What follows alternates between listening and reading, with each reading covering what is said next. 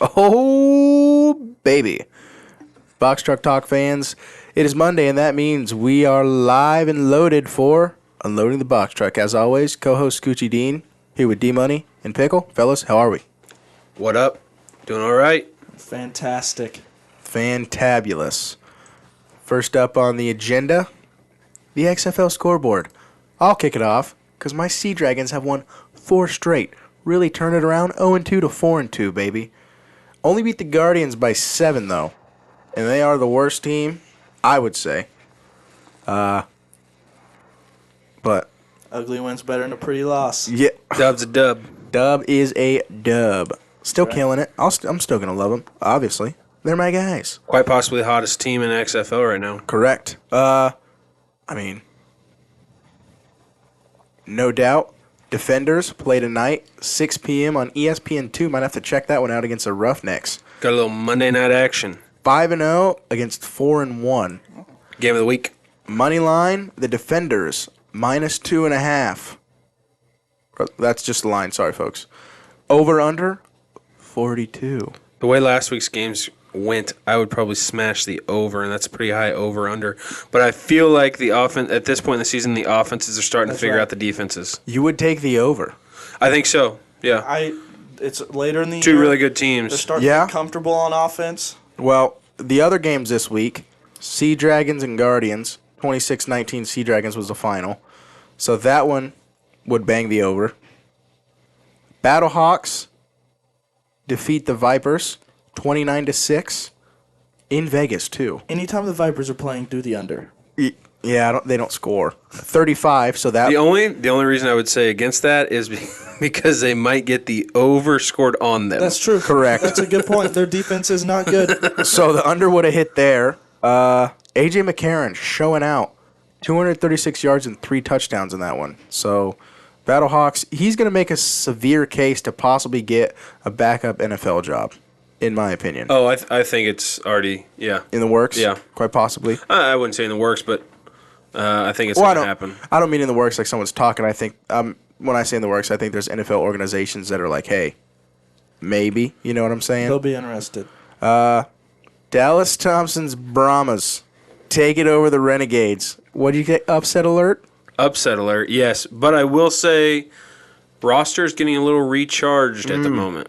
What had to? Well, we signed 2 new quarterbacks last week. That had to happen. We just talked about that was your weak spot. Yes. Well, and I wouldn't say weak spot. The kid can throw it. Oh, boy. Yeah. Jack Cohen could do the things. I don't know how good of a leader he was. Yep.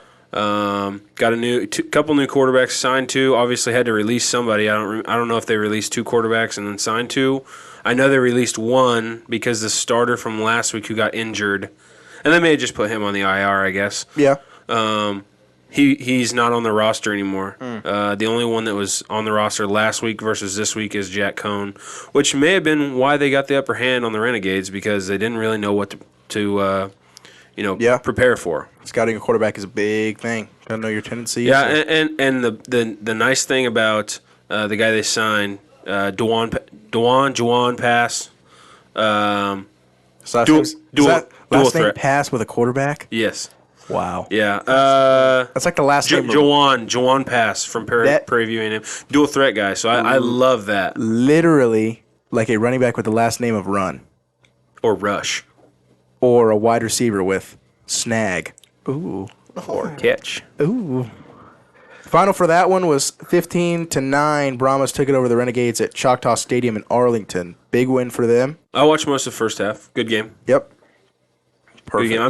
I'm telling you that defense for the Brahmas is really good. Yeah. The offense is obviously still trying to find its way, but the defense is really good. Got some good players. Put Hines out there in some pads, or no, I don't think we're to that level yet. Have him run a mesh Maybe like Florida Atlantic does. Ooh. Speaking of Florida Atlantic, let's move on to March Madness. If you guys are ready to move on and stop talking about XFL. Yeah. Dylan, I'll let you take this one. Tough. That's what I was going to say. Yeah. Just tough. Not a whole lot, you can talk about. FAU won the game. They played really well. They hit shots. They made the plays late in the game, and it came down to free throws. They shot free throws well. We didn't. They got some rebounds. on the line that we didn't. And I've said this before.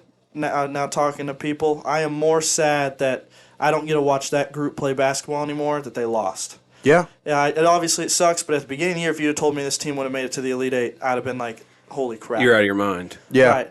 And Now, here's what I will say. I don't want to put the cart in front of the horse and talk about things off the court. Pause. I've never heard that one before. What? Put the cart in front of the horse? I've heard, yeah. Well, the horse has to pull the cart. No duh. So if you put the cart in front of the horse, it's like doing At one a thing wall. before it's I'm with you. Okay. He's just saying he's never heard it. I've never heard that one. It's a good one, isn't it? Yeah. It's nice. Anyhow, let's just talk about, and this has nothing to do with the game. Okay. It does to an extent, but let's talk about Jerome Tang post game. Love him. I respect that guy. I don't like it at all. Really? Not one bit. Really? What, No, him going bet. in FAU's locker room? Is that Here, the part? I like Jerome Tang. I think he does a lot of great things for the university. I guess I didn't see this because all right. He went to FAU's locker room and said, "Hey, you guys are the best team left. You guys better go kick their ass." Da da da da da. He probably didn't say ass because he's such a Christian man. But I don't know. It's just a. It felt like a I need attention move to me. I'm trying to get the media to say something else about me after we just lost. Is the vibe I got from it? And maybe he's just a kiss ass type of guy. He could be.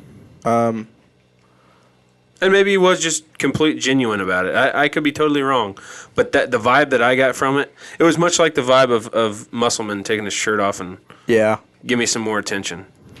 I mean, I didn't know that, but just from hearing the story, I guess going in the locker room would be a bit too much. Say it in your press conference. I'm good with that. I would say Tang has never struck me as a guy that needed the attention, though. Well, where it gets me is once it got to the tournament, once it got to Big 12 tournament, it turned from, wow, that's a really good K-State team to look what Jerome Tang's done. Yeah. In my opinion. And I'm not saying he's a bad guy. I'm not saying he's a bad coach. He obviously knows what the hell he's doing because he's turned that thing around and he's done it with, a very, very short period of time. And maybe he's always been like this. It just hasn't been on this stage, obviously. Yeah. And I'm not like I genuinely like the guy because he does really good things for a program. At some point, though, I think he took some stuff from the kids to an extent. Not physically took some stuff from the kids, but it should have always been for the kids, in my opinion. I know what you're saying. See, that's where I just don't. I think that's how it's been all year. Is everyone like K-State fans? At least it's always been like, look what Jerome's done. Going into March, I thought it was more of what Marquise Noel was doing. Yeah. And obviously Jerome was a big storyline in that because he's a first-year head coach and all that type of stuff. But I just thought I heard more about. Finally, Marquise was not only he played a lot better in the tournament than he had all year. But at the same time, now he was on a national stage and got more recognition for that. But, I mean, I understand, like, obviously him going to the locker room, I've seen a lot of people that have that thought process. It was more of a look-at-me type of deal. And I don't know. Like, yeah, you just won't know because he hasn't done anything like that. That was more of a out-there type of deal than it was anything he's ever done. But I think he's a genuine guy. But I could also see him doing it to maybe get some more attention. Also, I mean, it could be maybe to try to, like, a little recruiting pitch, I just show that he cares, I guess. So I think it could be both sides. I'm sure there was intent behind it. He did it for a reason. Right, exactly. I think he could be playing the game a little bit, trying to get himself out there. So maybe it is a little look-at-me type deal, but I also think he is that type of guy. But most of the time, I think he would, like you said, just do it in the press conference instead of go to the locker room. I think I kind of see where you're coming from there. I don't know, just something I picked up. And I applaud him for, the stuff that they said during the season about KU. Right. They shouldn't be surprised because they are good enough to beat any team in the country. So, it's a culture thing that he's turning around there, and he is doing a really good job of it. Yeah. I mean, it's hard to build a culture, and he's done a really good job in a really short amount of time. Yeah. Super excited for next year. Yeah. Sorry to go off on that tangent. How about San Diego State? I when I watched their first game, I was like, this team is a lot better than what I thought they were. I think I even had them losing in their first round. Well, and here's the other thing. Everybody's talking about these 4 or 5, FAU even being a 9 seed going as far as they have. Think about it, though. FAU's only lost 3 games all year. Yeah. I mean, San Diego State's kind of the same way. Do we need to look at maybe the committee failed at seeding teams this year? No, I think it's for sure. Like there's no doubt they failed. Not only from an aspect of, hey, even if they did get the seating right, they did not get the location. Exactly. They didn't get the regions right. 100%. But maybe that's a fact of, they didn't look at matchups and things like that. But, like, I also think the world that we live in now with the transfer portal and all that stuff, and we don't see it as much because we're in football. We don't see it as much to the extent of the transfer portal in basketball. But it's very relevant in basketball. Right. There's a lot less people in the transfer portal, but you also only play 5 guys where we play 22 in football. Like, for instance, look at Nigel Pack. Imagine if he was still on that K-State team. Right. Well, and you said that this morning, and my first initial thought was, where does he fit? Yeah. You know what I mean? Mm-hmm. I didn't say it, but that was my initial thought.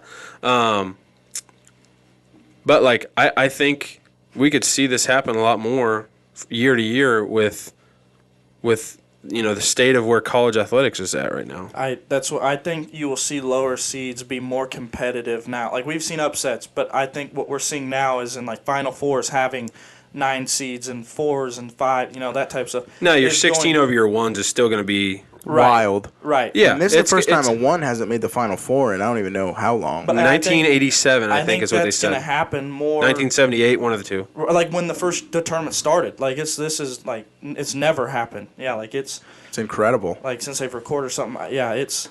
Like, so San Diego State beat Creighton. Right, a 5 versus a 6. Which is a good game in itself. After San Diego State was on an emotional high after beating the number 1 overall seed on Thursday, which is huge. You win this thing, especially these teams that are still playing. You're freaking battle tested. Obviously, you win a national title, you're battle tested regardless. But some teams can go through, a bad bracket and then make their way. And you could say that for a lot of these schools that are making it, like FAU didn't have to play Purdue. But maybe I don't know. And I want to get your guys' opinion on this. The way that I look at it right now and how it's shaped up, my national championship is Miami versus UConn. I think UConn is no doubt the best team left. They haven't really played in a close game. That's a thing, though. It doesn't matter the best team left. It matters the best team that when they play on 4-1. This is why I've always said, in my opinion, it's not necessarily the best team that wins this tournament. It's the hottest team. Yep. That makes the right shots. That's really what it is. To me, that's basketball. Yeah, yes, 100%. Yes, I'll say hottest team and who can match up with who the best. Yeah. Because I'll tell you this. KU goes up against UConn, matchup nightmare. Yeah. Like, they have 2 big guys. They have a guy that starts and a guy that they roll off the bench that can both play, and I think they're both better than our best big guy. Even Arkansas was a matchup nightmare. Well, their smallest point guard was like 6'7". And you saw what happened, obviously. Correct. And then saw they matched up with UConn. Speaking of the UConn-Miami game, let's talk about how much of an utter failment Texas was. Terrible. You're up by 12 in the late in the second half. In the second half, I turned it on the way home from Parsons, and it was like 10-point game. I go, oh wow, 10 minutes left. I'm like, wow, this is crazy. Texas might run away with it. Win by 17, Next 19, thing I somewhere know, there. Texas doesn't make anything because Miami. They went on an 8-minute stretch of didn't do anything. But if we go back and look at that, Marcus Carr gets hurt. He leaves the game. Their point guard. It's the same thing as if Marquise Noel would get hurt, DeJuan Harris. They don't have to score a whole lot. They got to be that floor general. It's like a quarterback, even if you're running the ball, but they get people organized. They run the system. They're the coach on the floor. He gets hurt. He leaves. That's when Miami went on their run. That's when Texas struggled. Even though Texas is deep, they have talent. Their guard play is good off of Marcus Carr, not without him. And you're not used to playing without him on the floor. And so I think that was a big reason. Now, up to a point, you got to be able to handle some things, I think, without him. But Miami's really good. Their two guards they play off each other well, Wong and Pack. But I think what happened was Marcus Carr getting hurt, and plus Texas didn't have Dylan DeSue. We talked about that. That's I compared him to Jalen Wilson for KU last year. Not having him because he had a bruised foot. Now, obviously, if Marcus doesn't get hurt, I think they win anyway. But another thing here, this isn't why Texas lost or anything, but could be why Miami won. Free throws. Miami was like they went 25 of 27 in the second half. That's 25 points. Right. Like you said in the second half. In the second half, they went 25 of 27, and Texas went, I think, 8 of 17. Like. Yeah. I think that's the story. I mean, at K-State, we lost because we couldn't make free throws in the second half. Just plain and simple. And that's the thing. I mean, that's just a general rule of basketball. Yeah, you got to make free throws. You play defense and you can make free throws, you're going to be a damn good team. Exactly. Yeah, and sometimes it's what it comes down to. K-State and Texas were the top 2 free throw shooting teams in the Big 12. Both of them late in the Elite Eight. When they need to win, obviously, make the free. Neither one of them could do it. So, I don't know. That's just uncharacteristic of both teams. Yep. And then UConn beats Gonzaga handily to make it to the Final Four. Frauds. Gonzaga, frauds. Agreed. Yeah. Never been a Gonzaga fan, never will be. Every year they got that big old talk, and then they just make it. And No, we did go home on Saturday, and I was watching one of the games with my brother-in-law. Chuck? Yeah. Shout out Chuck. We shout him out every time I say that. Because I love Chuck. Anyway, he was talking about how good Drew Timme was. I said, yeah, he's really freaking good. Like, unreal. 30. But he can't win. Like travels. Like he's and I'll say it, he's got some of the best big man skills in college basketball. Why does he have a headband? Yeah, that I don't know. But he's really good, and I think he could. How tall is he? 6'11"? I think he's only like 6'8". 6'9", 6'8"? Yeah. Well, then he ain't gonna match up much for NBA, but still, like his skills around the basket are pretty damn good. But he is very good. Yeah. I just don't. Same with St. Mary's. Like they're good teams, and they used to be like they're those mid-major teams. It was awesome for them to go deep, but it's like you can't be a number one consensus number one. Drew Timme is 6'10". 6'10". Taller than I thought. Yeah. You can't be consensus number one, overall number one, all this stuff year in year out, and then never win the big one. Like it's gotta. Like I feel like Drew Timme's been there since KU won the national title in 08. 7 years. Zach Eddy or Edie? Edie. 7'4". Yeah. Yeah, the kid from Purdue. Good night. Yeah. See how tall the dudes from UConn are. 7'2", I know is one of them's the starter's 7'2", and then 7'1", I think is the dude that comes off the bench. Yeah. And athletic. That's what I'm saying. Well, and I turned on the game when I was talking to you guys the other day about it. I was like, what's our starters' names? The 7'2" guy, Donovan Clingan, center. 21. Freshman. Yeah, oh yeah. 7'2" Well, I was talking to you guys the other day. Athletic. I turned on the end of the UConn game the other day, and it was like number 30. The other tall guy, the second string guy. And I'm like, dude, this guy is really good. They got a really good big man, not even knowing that he was a second string guy. And there's a starter who obviously UConn, they know what they're talking about. Thinks somebody's better than he is. They only have 2 seniors on their team.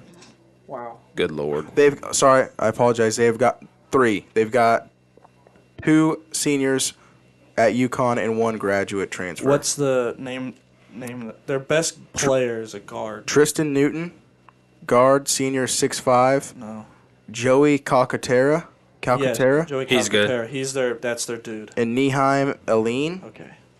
Aline, something like that. Calcaterra's their dude. Yeah. Joey Calcaterra.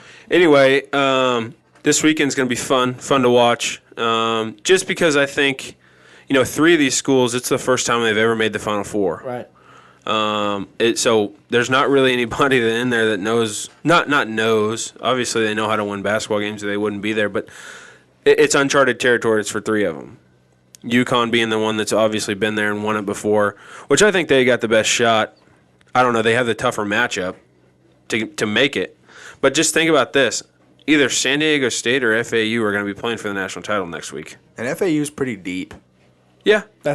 And they shoot the ball so good. It's Now, San Diego State, the best defensive team remaining in the tournament. Yep. They get after you, but They have 17 Kawhi Leonards there. dude, it's their big guy. He is insane. He's an Aztec. I know he is. I agree with you, and I can't remember his name, but I think he was the ACC Player of the Year for Miami. Their point guard. Wong. Tough shot after Wong, tough yeah. shot. That was incredible. I mean, that guy was just one leg fadeaway, boom, 18-footer. I was like, wow. And they are a team where when they played Houston, he got in foul trouble, and Nigel Pack was left on Nigel the floor. kinda took over, didn't and he? he took over. Yeah. See, that's the thing. You see KU, K-State, Texas, whatever team you want to name, their point guard gets taken out. Their dude, and they struggle. Miami, we've seen them play without They have their that. guy. Miami has that 1-2 guard that can And- kind of and- either one of them take over. Right, but then when they're on the floor together, they match each other mesh really so well. well, yeah. I think you even saw that with K-State when Marquise twisted his ankle a little bit. Yeah. And then Michigan State went on like a 7-0 run. That's Then exactly- he came back in and he made that crazy run-around bank three-pointer that was Right. awesome. Yeah. I was like, That's exactly what. Wow. Yeah, you saw that they look bad without him. it's the difference. Right. It is. Anyway, we've talked enough on the old March Madness. So we're trying to work with some people here about getting some sponsorships for the show. Scoochie's opening it. I know you can't see him because we're not on video, but he's opening the package right now. So our boss got sent a care package from. Hold on. Smell test. What we got? Smells like sugar. That was wild. So, I love how it's just our boss got a Spiral our boss got a bank. care package from our good friends down at Sour Strips. we're hoping to be our good. We are good friends, but we want to be best friends. So we're gonna go ahead, open up the pack, and he already opened it. We're gonna taste test on air. I'm not gonna lie, we did already taste test the strawberry. I didn't. I'm salivating right now because I have a sour strip in my hand. kept it a secret. All right, Let's go one bite at a time. one bite. Are you doubling up your bite or are you singling it? Single. I'm doubling it. Okay. Hold on. Should we like watch you do it and then you give yours? You'll be like, ooh, give me some of that. Yeah, let's do it one at a time. We're running out of time. We don't have much time left here. I'll let you go first, Dad. All right, I'm gonna go first. You cool with that pickle? Yeah. Look at that bite, guys. You can't see, but he's chewing. He's letting it smack. Oh, little ASMR for the folk back home now. Yeah. He's got a curious look. Hey, hurry up, because I got to get a bite. That's an interesting flavor. All right, Dylan, you That's really good though. really? Sugary, yeah. Oh my, Dylan ate the whole thing. It's not like He ate it's the not whole like something thing? I've tasted before. I feel like it's like I got a hint of. So they're flavored blue raspberry. Blue raspberry. It's almost like a. Dylan doesn't like it. It's almost like a mixture of a taste of Oh, he like does. It's sour. double bubble Yeah, bubble not a huge gum sour and fan. blue raspberry. Scoopers up.